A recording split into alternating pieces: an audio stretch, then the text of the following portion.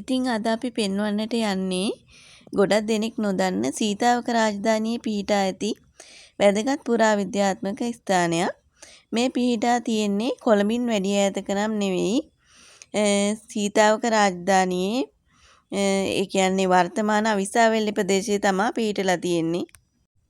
මෙම ස්ථානයේ සීතාවක රාජසිංහ රජුගේ සෝන පීඨි ස්ථානයේ බවට ජනප්‍රවාදයේ සඳහන් වෙනවා. 16 වන සියවසේ පළවන සීතාවක රාජසිංහ රජු උඩරටදී කොණප්පු බණ්ඩාර සමග සටනින් පරාද වෙලා පැමිණීමේ ගමනේදී මේ පෙතන්ගොඩ උයනේදී මේ උණ කටුවක් ඇනී ජීවිතක්ෂයට පත් වූ බවට මේ සඳහන් වෙන්නේ. එකල රජුගේ දේහයට අත තැබීමට බිය වූ ගම්වැසියන් පවුරත් අනාගෙන දියාගලක් ආශ්‍රයෙන් මේ දැන් වර්තමාන මේ පවතින සෝන පවතින ස්ථානයට දේහය රැගෙන ආ බවත් එමෙහි ආදාහනය කළ බවත් තමයි සැලකෙන්නේ. දැනටත් මේ ආශ්‍රිතව ඒ කුඩා දියාගලක් ගලාගෙන යනවා. ඒක අපිට සාක්ෂි දරනවා ඒ බවට සනාථ වෙන්න. ඉතින් අද අපි මේ ස්ථානයට එනකොට මෙතන තිබුණේ අමුතුම නිහඬියාවක්. ගොඩක් දන්න කියන අය මේ ස්ථානය පිළිබඳව දන්න අය සාමාන්‍යයෙන් මෙතෙන්ට කියන්නේ නරඹන්න සංචාරකයෝ වෙන අවස්ථා තියෙනවා. ගොඩක් දුරට එහෙම සංචාරකයෝ පැමිණෙනවා. ඒත් ගොඩක් දෙනෙක් නොදන්න තැනක් තමයි මේ. ඉතින් මේ වගේ වැදගත් තැනකුත් නරඹන්න කියලා ඔයාලෙන් ඉල්ලනවා. ඉතින් සීතාවක රාජධානියේ වැඩිපුර නොදුටු ඉසව් සොයා අපි මේ යන ගමනේදී ඔයාලට තවත් මෙවැනි ස්ථානයන් පෙන්වන්න අපි අදහස් කරගෙන සිටිනවා.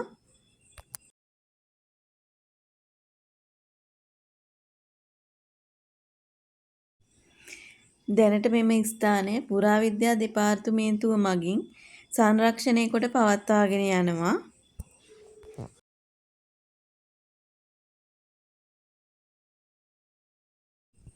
ඉතින් මෙම ස්ථානයේ පුරාවිද්‍යා දෙපාර්තමේන්තුව මගින් සවිකර ඇති පුවරුවේ විස්තර රාගේ සෝන පිළිබඳ විස්තරයක් සඳහන් වෙනවා.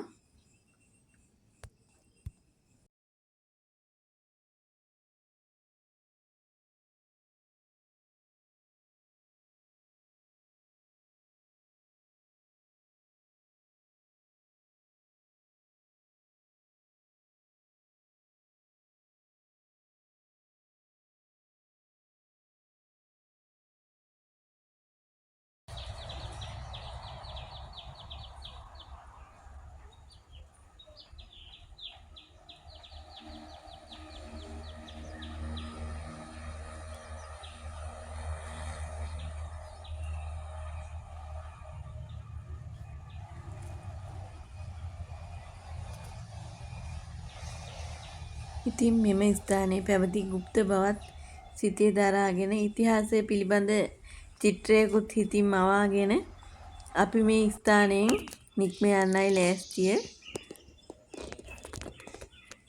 ඉතින් අපි මෙන්න මේ විදිහට මේ ස්ථානයේ නික්මෙන අතරේ අතීතයේ මෙම පුරාවෘත්තයට සම්බන්ධ වෙලා තිබ්බ දියාගල මෙන්න මේ විදිහට අපිට